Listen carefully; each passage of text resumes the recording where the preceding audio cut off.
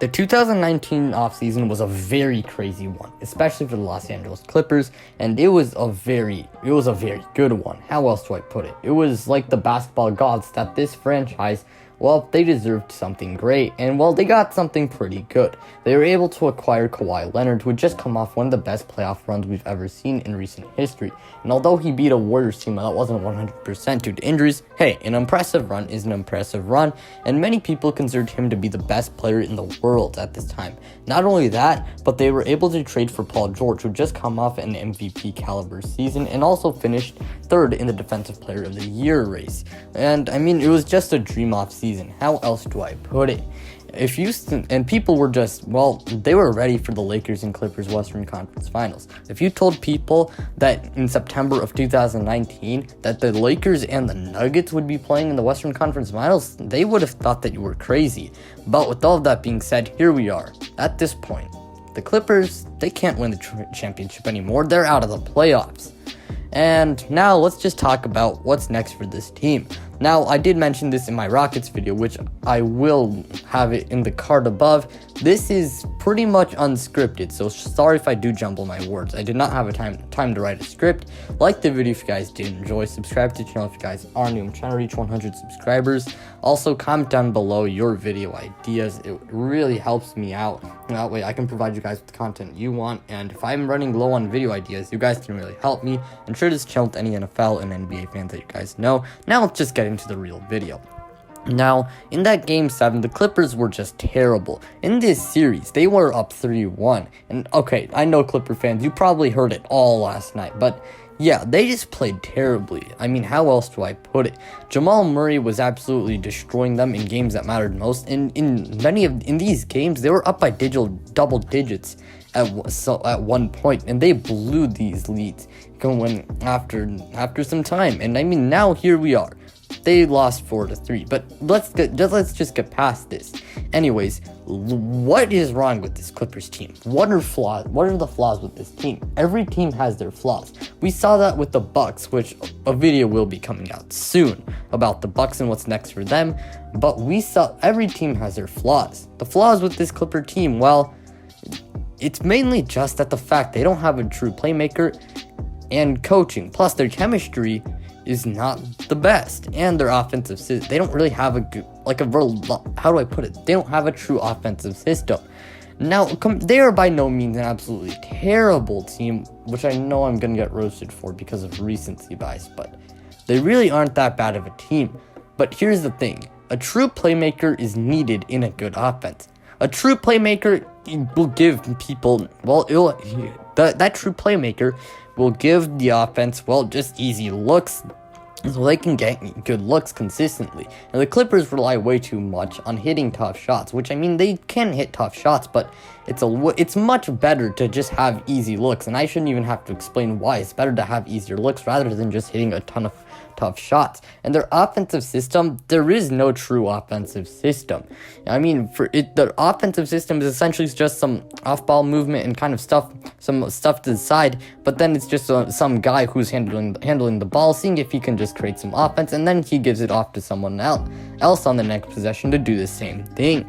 I mean, it's kind of their offensive system. They don't have like a bona fide true system. They don't have like a simple, how do I put it? Like, what is the basic idea of how their offense works? For the Lakers, it's LeBron James and Anthony Davis running pick and rolls with some spot up shooters on the side. For the Nuggets, it's Nikola Jokic getting the ball and, well, just doing some action at the elbow, or just like getting some guy open off some screens or whatever.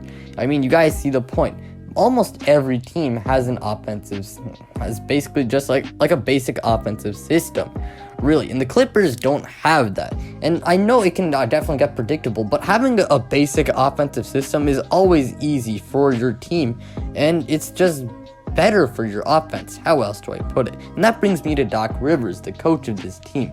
Now, he's been their coach for a long time, and if you ask me, I wouldn't be surprised if it finally comes to an end. Well, here's why though. Doc Rivers, how do I put it? I mean, I feel like the guy is kind of overrated. Now, as a coach, I won't say he's an absolutely terrible coach, but if you ask me, he might be kind of overrated. The guy's legacy heavily depends on that 2008 championship, and even then, it was mostly just the talent of that team that got them that championship. And he's blown a 3-1 lead 3 times, and I'm not surprised if they do fire Doc Rivers. I mean, this is the second time the second 3-1 lead he blew was with the Clippers, and now this is his third one. I mean, in 2015 he blew it against the Rockets, and now here we are. He blew it against the Denver Nuggets.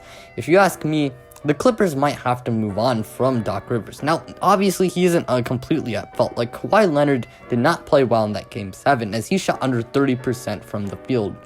And Paul George, well, he just continued to prove people right, that he's a guy who cannot step it up in the playoffs. And now the Paul George trade is already looking really, really stupid and embarrassing for the Clippers. You know how many first-round picks they gave up? I think I said it earlier in the video. I can't remember. I don't know why, but they gave up 5 first-round picks. And some of those first-round picks are later in the future, when the Clippers, when Kawhi Leonard and Paul George will be aging, and the Clippers will not be a good team. And that could really come back to bite them. And it's just really going to come back to bite them. How else do I put it? This could be like the Brooklyn Nets this past decade, where they made that absolutely horrendous trade, and they had to just scrap out young talent, and they were able to finally make it back up. But it was definitely not an easy process in Brooklyn. And now let's talk about how they can fix it. Now, really, this free agency class, well, they don't have much cap space to begin with. But they will have Montrezl Harrell and Marcus Morris as free agents, which I do think that bringing back Montrezl Harrell is definitely something they may want to do. However, they need to get a good, true playmaker. Now, I cannot name anyone like off the top of my head of who they should maybe sign or maybe like trade for, but they need a true playmaker, which is something they need to get in the off season. And really, that's kind of basically it. Now, coaching is definitely something they can figure out, and I want to talk about the future of this team. I think next year they will still be a really good team. If you ask me, this is still not the end of the world for the Clippers. Does it pose some doubts? Yes, it definitely does, and the Clippers really do need to prove those doubters wrong.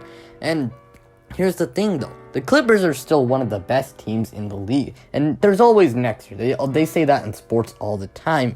There is always next year, and the Clippers very well next year could win the NBA championship.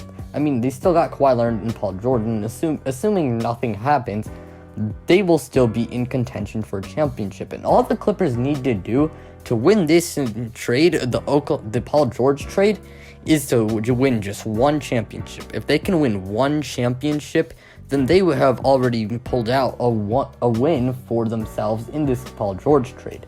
So really, if you ask me, they obviously have to run it back. They don't really have to make any major changes for now, but they could, if they next year, if they do disappoint, then I could definitely see them blowing things up and like making some major moves. And that brings me to Kawhi Leonard and Paul George, the last part of this video. Kawhi Leonard and Paul George, well, if assuming they don't take their player options in the 2021 offseason, they will be free agents. And I mean, next year will be very critical. If they disappoint, Kawhi Leonard and Paul George could very well leave, and they could leave in free agency for nothing. And then the Clippers will be in their situation, in that really bad situation, earlier than they expected. And that will definitely not be good for them, since they will have to rebuild kind of like how the Brooklyn Nets did in this decade. And they hardly have any draft picks, and they just got to scrap as much young talent as they can. It's going to be hard for them that way. And with all that being said, though, you guys, well, that's it for today's video. If you guys did enjoy, well, like the video if you guys did.